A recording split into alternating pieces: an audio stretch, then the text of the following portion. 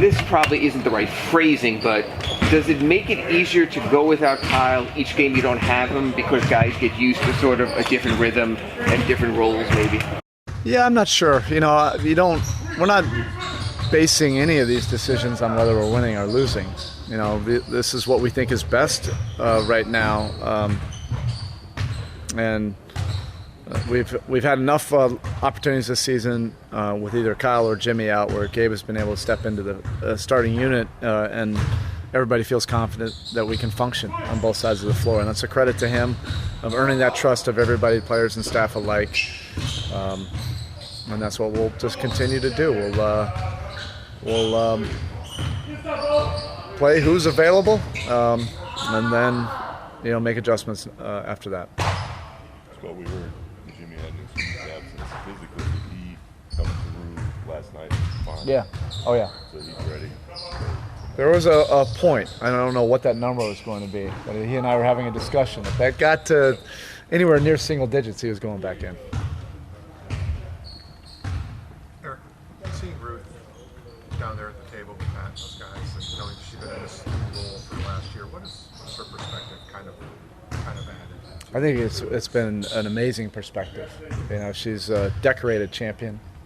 She has such a diverse pro basketball experience, and she knows our culture. She grew up in our culture, but she has so many other points of view, and she has a great way of communicating that resonates with all of us. It's unique. It's hard to find people that are from our culture but also have other things to add that can improve our culture.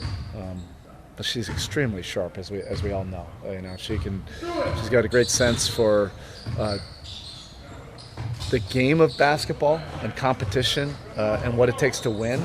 And then she also has a mind for analytics and then an out of the box creative mind of things that we haven't even really thought of that we have wanted to in terms of mental health and things of that nature. She's been a great addition. So going from where Victor was when you were just happy that he made the journey back to getting his early minutes to him forcing his way kind of just to show like you can rely upon him still at this point. Like, have you been surprised, marveled that he has gotten and taken that leap from the time of just getting back on the court to now you are trusting him in playoff games? Yeah, I think the biggest story about Vic is the commitment to get his body right, get him mentally, physically, emotionally ready, and then to be vulnerable, just to be available. I've said this many times, but there's just not a lot of players that would do that put themselves out there for the team if you're not guaranteed a specific role. And this role is different than, who he's been when he's been at the top of his game. He's a go-to player. And you're talking about, a full-time starter and all-star player, all-NBA, like leading the league in steals, like all of these things are that of a one or two option. And here he's playing a totally different role, and he's embracing it. It's growing, by the week. But I think it's a big time credit to his competitive character and his willingness just to give to the team, regardless of whether that fits exactly who he was before. And he's shown that if he has those opportunities, in terms of usage, he can be who he was before. And at times we do need that. At times we need him, to fill other roles, and he's embraced all of that. That's why I respect him so much. I admire him, for that. And this is also the first time he's been part of a team that's been out of the first round, and he's just soaking this all in, and he just wants to give and help and serve.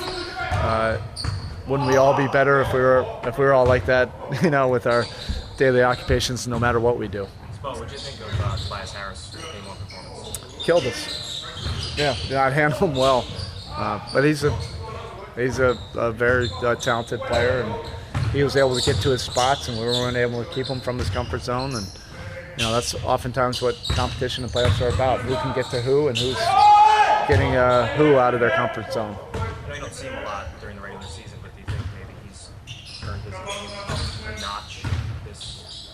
Yeah, certainly. In this postseason stretch, but he's been a number one, number two option before in his career, particularly with Doc. So he's in his comfort zone, and he knows that they need some more offensive output with Embiid out, and he was able to provide that for sure, and then some. Erik, the role that he plays, is that almost like a football mentality? Would you look at him like a guy who'd be at the bottom of the pile and fumble and just make Yeah. he be the guy that... It's funny you say that because I had Dabo out here. He and I have been friends for a few years. I visited him, and actually I'm not supposed to say that, right? I'm not telling you guys what I do during the summer. Now we know. Clemson, South Carolina. All right, so as we were hanging out in the championship alley after the game, Tuck came by, and he was the first guy Dabo went up to. He said, "Man, I love the way you play, love the way you compete.